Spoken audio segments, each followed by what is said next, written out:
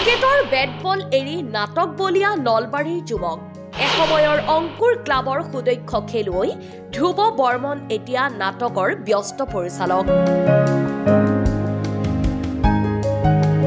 ক্ৰিকেটত কেইবাবাৰো জিলাক প্ৰতিনিধিত্ব কৰা ধ্ৰুৱ বৰ্মনে এতিয়া নাটকৰ দল লৈ সমগ্ৰ অসম ঘূৰে নাট্য ক্ষেত্ৰখনৰ এটা চিনাকি নাম ধ্ৰুৱ বৰ্মন নাটকক ভাল পোৱা যুৱক নলবাৰী চহৰৰ কাজিপাৰাৰ ধ্ৰুৱ বৰ্মনে কেৱল নাটকৰ মাজতেই জীৱন যৌৱন পাৰ কৰি এগৰাকী নাট্য যোদ্ধা হিচাপে পৰিচিতি লাভ কৰিছে চৰকাৰী গৰ্ডন উচ্চতৰ মাধ্যমিক বিদ্যালয়ৰ অৱসৰী শিক্ষক প্ৰয়াত ধৰণীধৰ বৰ্মনৰ জ্যেষ্ঠ পুত্ৰ ধ্ৰুৱ বৰ্মনে গৰ্ডনত পঢ়ি থকা কালৰে পৰা নাটক আৰু ক্ৰিকেট খেলৰ সৈতে জড়িত হৈ পৰিছিল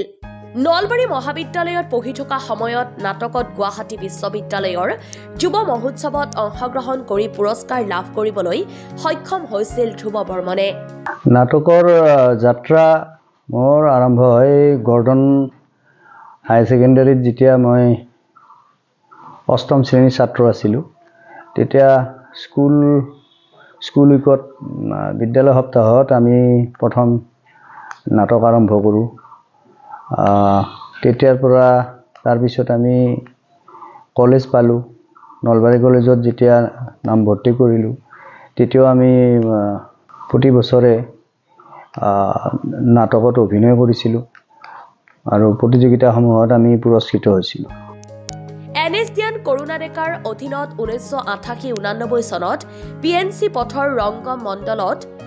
এবছৰীয়া নাটকৰ প্ৰশিক্ষণ গ্ৰহণ কৰিছিল তেওঁ কৰোণা ডেকাৰ উপৰিও এনএছডিয়ান বিশিষ্ট অভিনেতা অনুপ হাজৰিকাৰ ওচৰতো নাটকৰ প্ৰশিক্ষণ গ্ৰহণ কৰা ধ্ৰুৱ বৰ্মনে 1993 চনত লখিমপুৰত পদ্মভূষণ এছ কানহায়াৰ অধীনত এনএছডিৰ নাটকৰ 45 দিনীয়া আন এটা প্ৰশিক্ষণ গ্ৰহণ কৰিছিল শ্ৰেণীতে পাঠদান কৰিবলৈ আন এগৰাকী বিশিষ্ট নাট পৰিচালক প্ৰশিক্ষক ৰাষ্ট্ৰীয় নাট্য বিদ্যালয়ৰ স্নাতক অনুপ হাজৰিকাদেৱ আহিছিল আমি প্ৰায় বছৰ দিন তাত প্ৰশিক্ষণ লৈছিলোঁ আৰু সেই প্ৰশিক্ষণৰ ভাগে ভাগে আমাক নাটকত অভিনয় কৰাৰ সুযোগ দিছিল 1993 চনত ৰাষ্ট্ৰীয় নাট্য বিদ্যালয়ে আয়োজন কৰিছিল এটা আৱাসিক নাট কৰ্মশালা তাত মই প্ৰশিক্ষাৰ্থী হিচাপে উপস্থিত আছিলোঁ তাত মুখ্য প্ৰশিক্ষক আছিল প্ৰয়াত কানহাইলাল ছাৰ এসময়ৰ গুৱাহাটী দূৰদৰ্শন কেন্দ্ৰৰ জনপ্ৰিয় অভিনেতা ধ্ৰুৱ বৰ্মনে গৰম কোট হয় বদন শৰৎ কোঁৱৰ আদি কেইবাখনো নাটকত অভিনয় কৰি দৰ্শকৰ সমাদৰ লাভ কৰিবলৈ সক্ষম হৈছিল ৰংগমণ্ডলত কেইবাখনো নাটকত অভিনয় কৰিলোঁ শৰৎ কোঁৱৰ মৎস্যগন্ধা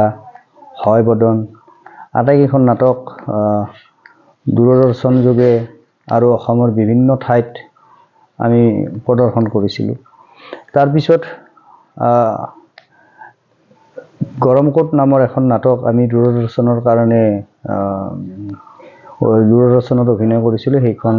সম্প্ৰচাৰ হৈছে এগৰাকী সুদক্ষ অভিনেতা হিচাপে পৰিচিত ধ্ৰুৱ বৰ্মনে মৎস্যগন্ধা শৰৎ কোঁৱৰ হয় বদন আদি কেইবাখনো নাটকত অভিনয় কৰিছিল ৰবীন্দ্ৰ ভৱন শিৱসাগৰ নলবাৰী ভুৱনেশ্বৰ আদি মঞ্চত নাটকত অভিনয় কৰি সমাদৃত হৈছিল আমাৰ পৰিচালনাত ইতিমধ্যে আমি কেইবাখনো নাটক অসমৰ প্ৰতিষ্ঠিত আৰু সন্মানীয় কেইবাখনো নাট সমাৰোহত ভাগ লৈছোঁ যেনে এটা আছিল গাধ মৎস্যগন্ধা হয় বদন তাৰপিছত সৰবজান এগৰাকী নাট্যকাৰ হিচাপেও সুনাম থকা ধ্ৰুৱ বৰ্মনে বিশেষত শিশু নাটকহে লিখিছিল তেওঁ ৰচনা কৰা কেইখনমান শিশু নাটক হ'ল মহালয়া বৃত্ত ভঙাৰ গান আড্ডা নাটক ইত্যাদি দেখা কথা শুনা কথা মন্ত্ৰী আহিব আদি বিভিন্ন সময়ত আমি কেইবাখনো শিশু নাট ৰচনা কৰিছোঁ শিশু নাট কেইখন আমি মঞ্চস্থ কৰিছোঁ এনএছডিয়ান অভিনেতাৰ ওচৰত নাটকৰ প্ৰশিক্ষণ গ্ৰহণ কৰা ধ্ৰুৱ বৰ্মনে পিছলৈ নাটক পৰিচালনাত একানপতীয়াকৈ জড়িত হৈ পৰে এতিয়ালৈ প্ৰায় 20খন নাটক নিখুঁতভাৱে পৰিচালনা কৰি এগৰাকী সুদক্ষ তথা চিৰিয়াছ নাট পৰিচালক হিচাপে প্ৰতিষ্ঠিত হোৱাই নহয় ভালেমান বঁটা লাভ কৰিবলৈ সক্ষম হয়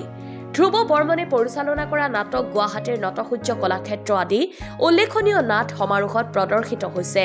নতুন নতুন নাট্য প্ৰতিভাবোৰ উলিয়াই অনাৰ ক্ষেত্ৰত গুৰুত্ব প্ৰদান কৰি আহিছে নাট্য সংগঠক তথা সুদক্ষ নাট পৰিচালক ধ্ৰুৱ বৰ্মনে 2010 চনত ধ্ৰুৱ বৰ্মনৰ নেতৃত্বত নপুৰণি শিল্পী নামৰ এটা নাট্য সংস্থা গঠন কৰি সম্পাদকৰ দায়িত্ব গ্ৰহণ কৰি আছে নপুৰণি শিল্পীৰ জৰিয়তে নলবাৰী চহৰৰ উপৰিও গ্ৰামাঞ্চলত নাটকৰ কৰ্মশালা অনুষ্ঠিত কৰি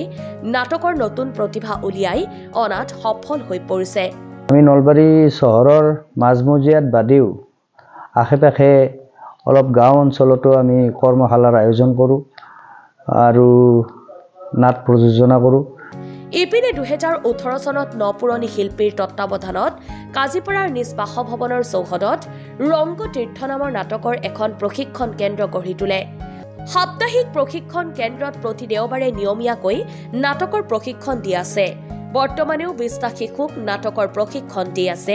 ৰংগ তীৰ্থৰ সম্পাদক তথা মুখ্য প্ৰশিক্ষক ধ্ৰুৱ বৰ্মনে নপুৰণি শিল্পী নামৰ এটা সংস্থা আমি জন্ম দিওঁ সেই নপুৰণি শিল্পী নলবাৰীয়ে নাটকৰ প্ৰশিক্ষণ আৰু প্ৰযোজনাত গুৰুত্ব দি আহিছে প্ৰতিভা সৃষ্টিৰ বাবে আমি নলবাৰী চহৰৰ মাজমজিয়াত বাদেও আশে-পাশে অলপ গাঁও অঞ্চলতো আমি কৰ্মশালাৰ আয়োজন কৰোঁ আৰু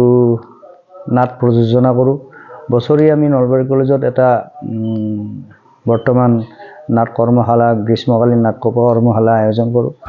ধ্ৰুৱ বৰ্মন ক্ৰিকেট খেলুৱৈ ভাল অভিনেতা দক্ষ নাট পৰিচালকৰ উপৰিও এগৰাকী চিত্ৰশিল্পী আৰু তবলাবাদকো গুৰুজী আদ্য শৰ্মাৰ অধীনত নলবাৰী আৰ্ট স্কুলত আৰ্টৰ প্ৰশিক্ষণ গ্ৰহণ কৰা ধ্ৰুৱ বৰ্মনে তবলাৰো বিশাৰদ হাইস্কুলত পঢ়ি থকা অৱস্থাৰ পৰা মই ক্ৰিকেট খেলিছিলোঁ আৰু এটা সময়ত মই নলবাৰী জিলাক প্ৰতিনিধিত্বও কৰিছিলোঁ তিনিবাৰকৈ মই নলবাৰী জিলাক প্ৰতিনিধিত্ব কৰিছোঁ তাৰপিছত মই জীৱনশিল্পী আদ্য শৰ্মাৰ ওচৰত চিত্ৰকলাৰ প্ৰশিক্ষণ লৈছিলোঁ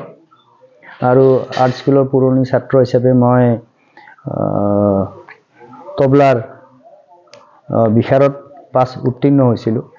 1986 চনত news desk report Assam time ঘৰত আনন্দ আৰু সম্পৰ্কৰ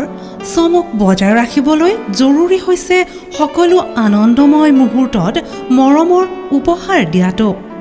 সেইবাবে মধুশ্ৰী জুৱেলাৰ্ছে আনিছে সকলো ৰঙীন ক্ষণৰ বাবে বিশেষ গহনা হীৰাৰে হওক সোণৰে হওক বা ৰূপৰে হওক শ্ৰেষ্ঠ ডিজাইনছ আৰু হলমাৰ্কযুক্ত গহনাই ৰাখে সম্পৰ্কক নিখুঁত তেনেহ'লে আজিয়ে আনক আনন্দ মধুশ্ৰী জুৱেলাৰ্ছৰ সৈতে যোগাযোগ কৰক 7002800341 নাইবা ভিজিট কৰক LNB ৰোড নলবাৰী অসম